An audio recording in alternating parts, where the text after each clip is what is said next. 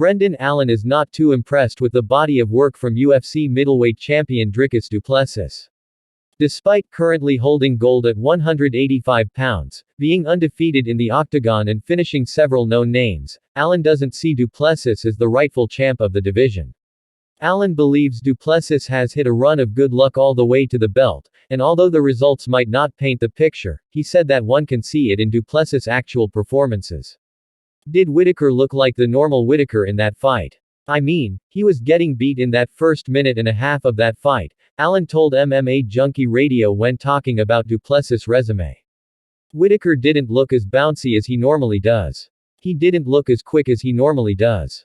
He looked flat-footed and stiff. It is a win. You're definitely right that that's a great name to have on your resume. You can't take the win away, he got that one for sure. But up until that point, we can definitely, easily, 1000% fact say that he had the easy road, and he was losing every single one of those fights until he came back and got the finish. Some of those were lucky. Marcus Perez, Du Plessis was losing that fight, and Perez was beating him so easily that he threw a spinning back elbow at the same time that Dricus was throwing a body shot and hit him in the chin. I don't think it gets any more lucky than that. Allen returns to the cage April 6 in the main event of a UFC fight night scheduled to take place at the UFC Apex in Las Vegas.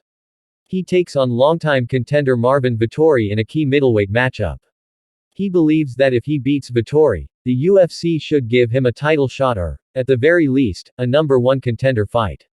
The bout with Vettori is the third main event booking Allen gets in the UFC. He's now feeling very comfortable preparing for 25 minutes and doesn't see it as a future challenge if he got a shot at Du Plessis. I always train to go and go and go, Allen said. I don't know any way but to train 100%. That's why it's nice for me to take a couple of months off in between camps, just because when I do train, I don't know any other way than to push myself.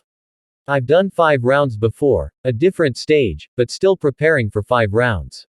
So it's nothing new. Things just change in preparation from 3 to 5. You can be a little more lazy on 3, where you can't with 5. You add some different running routines in there, you add a couple more rounds, but overall the push for me, it's still the same.